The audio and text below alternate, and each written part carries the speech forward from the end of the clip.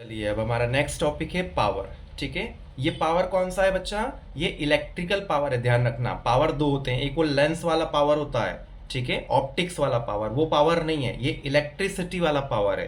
Confuse होने की जरूरत नहीं है। बहुत सारे बच्चे क्या करते हैं, लेंस वाले पावर को ये वाला पावर समझ लेते हैं। ठीक है, तो इसलिए इलेक्ट्रिकल पावर समझिए अलग से, बिजली वाला पावर। ठीक है, क्या होता है ये? The rate at which the work is done bye a source of EMF, ये इसका डेफिनेशन हुआ। Rate of doing work, rate का मतलब होता है वर्क डन अपॉन टाइम। ठीक है, रेट का हमेशा यही मतलब होता है, वर्क डन अपॉन टाइम। क्या है definition? The rate at which work is done by source of EMF, it is denoted by the symbol P. इसको पी से डिनोट करते हैं। ठीक है, ये हो गया पावर का formula, P is equal to W by T, work done upon time. ठीक है, W का फॉर्मूला होता है वी आई टी। V मतलब हो गया वोल्टेज, I मतलब हो गया करंट, T मतलब हो गया टाइम। ठीक है, तो यहाँ पर W की जगह हम वी आई टी रखेंगे, तो वी आई टी, यहाँ T से T क्या हो गया? कैंसिल हो गया। कितना बचेगा? V इंटू आई। अब ओम्स लॉ के अकॉर्डिंग हम क्या लिख सकते हैं? V is equal to R I. तो इस V की जगह हम क्या लिख देंगे? आर आई लिख देंगे।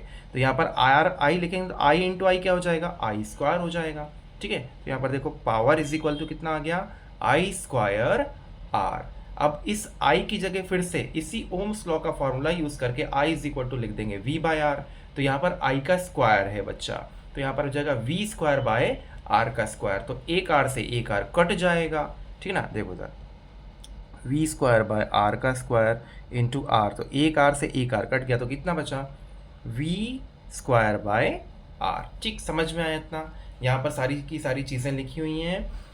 पावर P क्या होता है? पावर होता है। W क्या होता है? वर्क होता है। T क्या होता है? टाइम होता है। V क्या होता है? वोल्टेज होता है। I क्या है? करंट है। और R क्या है? रेजिस्टेंस है। ठीक है, सारे के सारे फॉर्मूले हैं, सारे के सारे इंपॉर्टेंट हैं, सारे के सारे एग्जाम में आते भी हैं। ठीक है, न्यूमेरिकल्स में आते हैं ये चीज़ें। ठीक है, ध्यान आया? चलिए, ऐसा यूनिट क्या है पावर का? द ऐसा unit of electrical power is what. ध्यान रखना, पावर का ऐसा यूनिट वॉट होता है। ये आपसे एग्जाम में कभी नहीं पूछेंगे, आपसे ये वाले यूनिट पूछे जाते हैं। 1 watt is equal to 1 joule upon 1 second, ये भी थोड़ा कम पूछते हैं, ये ज़्यादा पूछा जाता है। 1 watt is equal to 1 volt into 1 ampere. ठीक है, power is equal to V into I होता है ना, वो वाले फॉर्मूले से 1 वोल्ट इंटू 1 एम्पियर। ठीक, समझ में आया इतना? चलो, पावर कैसी क्वांटिटी होती है? पावर स्केलर क्वांटिटी होती है। ठीक है, और इसके कुछ और यूनिट हैं। किलो, किलो का मतलब होता है 3 जीरो लगा दो। ध्यान रखना, किलो मतलब होता है 3 जीरो लगा देना। 1 किलो है तो 1 के साथ 3 जीरो लगा दो। वॉट, W मतलब वॉट, तो 1 किलो वाट मतलब 1000 वाट। 1 मेगावाट, कैपिटल M आता है तो मेगा, और स्मॉल m आता है तो मिली। मिली का मतलब होता है 10 पावर -3। ठीक है, मिली, मिली का मतलब होता है 10 पावर -3। ठीक है, ये लो MILLI, मिली, मिली मतलब 10 पावर -3। ठीक है, तो 1 मेगावाट इज इक्वल टू हो गया 123, 123 मेगा मतलब 10 पावर 6 आ गया। ठीक है, इतनी चीज़ क्लियर हो गई। और यहाँ पर 1 horse power is equal to एक और यूनिट होता है 746 वाट। एक घोड़ा, पुराने ज़माने में क्या होता था, घोड़े को हम ताकतवर मानते हैं। ठीक है, पुराने ज़माने से घोड़ा बहुत ताकतवर जानवर है, तो घोड़े की शक्ति को ही पावर माना गया। एक घोड़े में कितनी ताकत होती है, तो ये हॉर्स पावर वही चीज़ होता है। 1 horse power is equal to the 746 watt.